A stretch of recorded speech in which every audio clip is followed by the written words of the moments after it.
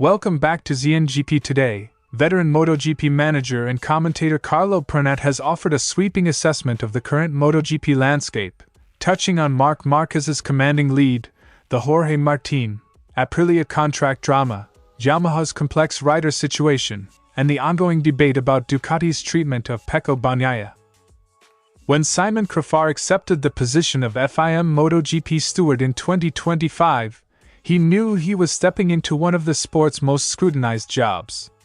For years, the role had been a lightning rod for criticism, particularly during Freddie Spencer's era, where many in the paddock felt decisions were inconsistent or disconnected from riders' realities. Toprak Razgatlıoğlu arrives in MotoGP next year with a swagger honed in WorldSBK, and a clear-eyed expectation that the paddock will treat him tougher than the Superbike world does. The two-time World Superbike champion accepts that early struggles and skepticism will follow his jump to Pramac Yamaha, but he says that's exactly the challenge he wanted. Don't forget to click subscribe button and the bell icon for MotoGP news update.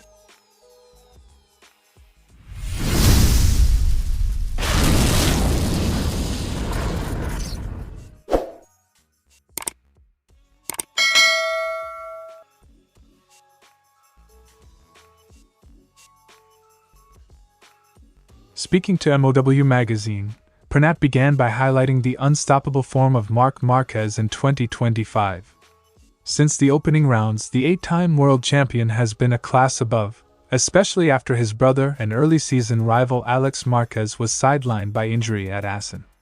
With more than 1,000 points already in hand, Marc appears untouchable. But Pernat also credited Dorna CEO Carmelo Ezpeleta for his behind-the-scenes influence, particularly in resolving the tense standoff between Jorge Martín and Aprilia. Martín had initially sought to leave the team for 2026, triggering legal threats, before reversing course and committing his future to the Noali-based outfit. Pernat called Ezpeleta's intervention a masterstroke. Only a true leader could defuse that situation so quickly. He didn't just address Martín's case. He stabilized the whole paddock at a time when multiple contracted riders were pushing for early exits. Turning to Yamaha, Pernat noted that the manufacturer faces a unique challenge after signing World Superbike star Toprak Razgatlıoğlu. With 5 riders vying for 4 MotoGP seats, difficult decisions loom. While some speculate Jack Miller could make way, Pernat sees another possibility. "I think it's more likely Yamaha finds an exit for Alex Rins. He's still visibly carrying the effects of a past injury and struggling to return to full form." Pernat was less optimistic about Honda's prospects, citing the team's repeated rejections from top riders, Pedro Acosta and Jorge Martín among them, as signs of a worsening recruitment problem. He warned against rushing young talents like Diogo Moreira into MotoGP in 2026, especially with major technical changes coming in 2027. It would be better for him to spend another year in Moto2 rather than risk being another Samkiat Chantra situation. Finally, Pernat addressed recent remarks from Alex Barros, who accused Ducati of abandoning Bagnaia in favor of Marquez. Pernat dismissed the idea outright. "It's one thing to say that signing Marquez hurt Bagnaia's position, it's another to claim they don't value him. Dalingna brought in the best active rider to push development of the GP24. The results speak for themselves." While Pernat admits he personally criticized Ducati's decision, arguing it broke with the brand's tradition of nurturing champions from within, he concedes that Marquez's extraordinary performance has validated the move. He also rejects the notion that Ducati neglects its riders, pointing to past support for Jack Miller, Andrea Dovizioso, and Enea Bastianini. In Pernat's eyes, 2025 has laid bare a few undeniable truths. Marquez is in a league of his own, MotoGP's political game is as decisive as on-track performance, and the balance of power between manufacturers is shifting, sometimes faster than riders can adapt. Crafar's arrival signaled a fresh approach. A former 500 cubic centimeters Grand Prix race winner, the New Zealander brought not just the authority of someone who's been at the sharp end of racing, but also an empathy rooted in the knowledge of what it's like to risk everything on 2 wheels. His mission, to shift the perception of stewards from faceless enforcers to genuine protectors of rider safety. It's important for me to explain that a lot of people see my job as simply punishing riders, but I see it very differently. My role is to protect them, from each other, from dangerous situations, and sometimes from their own mistakes. The rules exist to prevent accidents before they happen, not just to assign blame afterwards, Crafar told GP1. Crafar believes much of his work lies in prevention rather than retribution. This includes spotting patterns, such as a rider repeatedly making risky moves, and stepping in to address them before they escalate into something worse. The aim is not to create fear of penalties but to reduce the likelihood of incidents altogether.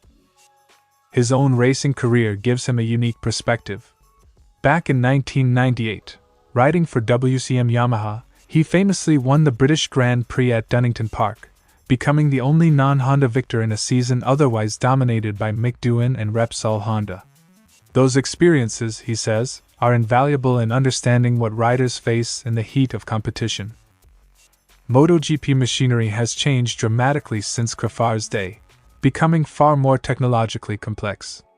That's why, he explains, communication is now a cornerstone of good stewarding. These bikes are incredibly difficult to manage. Sometimes incidents are caused by mechanical or electronic issues that aren't obvious to anyone watching. Talking to the riders helps us understand the real causes before we make a judgment. This open dialogue hasn't gone unnoticed. Marc Márquez, after a spirited but clean battle with Pecco Bagnaia at Mugello, was invited to speak with the stewards, not to be scolded, but to share perspectives. Simon Crafar is doing really well. He always wants to talk to all the riders and hear their opinions. It's not like in the past when you were called in just to be told what you did wrong, Marquez said afterwards. By emphasizing understanding over punishment, Crafar is gradually reshaping how the steward's office is viewed in MotoGP. While tough decisions will always be part of the job, his focus remains clear. Every rider who lines up on the grid should know that the person judging their actions is someone who's been in their boots, and wants them to walk away safely at the end of the race.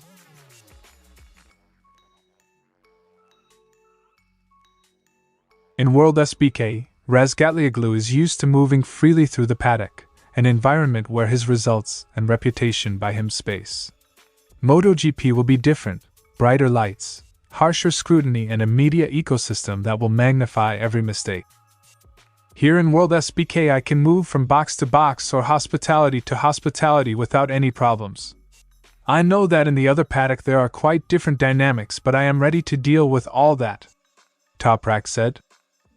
That readiness is more than bravado. It's a recognition that adaptation off the bike, handling criticism, sponsors, and expectations, is as crucial as learning new tires and electronics. Toprak's outlook is pragmatic. He admits that while he's used to battling for podiums in WorldSBK, his first MotoGP months may be about survival, finishing races, understanding the Yamaha package, and clawing toward respectable positions. In WorldSBK, if it goes wrong, I will find myself fighting for a podium. In MotoGP, I won't even see it because I will have to maybe fight for a 13th place, as well as 8th or 5th.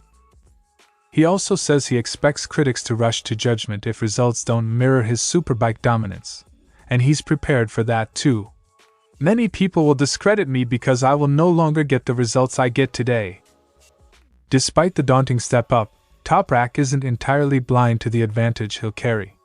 Reports suggest BMW will allow him early access to Yamaha machinery to help his transition, a rare courtesy in modern paddocks that could give him a head start on tire feel and electronics mapping. Arriving at the post-season test with some laps already banked would blunt the usual rookie shock and let Toprak begin 2026 with usable data rather than complete unknowables. Toprak's success will hinge heavily on Yamaha's development direction. The factory is wrestling with engine and chassis questions, including whether a V4 arrives soon, and its progress will shape how quickly a new rider can be competitive. Fabio Quartararo's demands for a more competitive Yamaha underline the stakes. A stronger factory package benefits both factory and Pramac riders, and could speed Toprak's learning curve. For Razgatlıoğlu, The move is fueled less by comfort and more by hunger. He knows MotoGP is bigger, tougher and less forgiving, and that's precisely why he made the leap. He chose the path because it's the biggest challenge, the dream he wanted to cultivate, even if it means trading podium certainty for an uncertain climb up the order.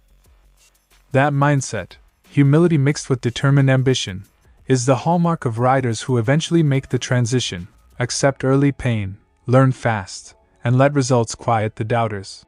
Toprak Razgatlıoğlu's arrival in MotoGP will be one of 2020 SIX's most watched storylines. He arrives knowing the lights will be brighter, the critics louder, and the margins smaller, and he's betting the test of character will suit him. Early access to Yamaha machinery may ease the technical leap, but the real question will be whether Toprak's fierce WorldSBK form can translate into consistency on a MotoGP weekend. Either way, he's already given the perfect response to the naysayers. He's ready for the fight. Thanks for watching ZNGP Today, and this is your MotoGP news update. And see you next time!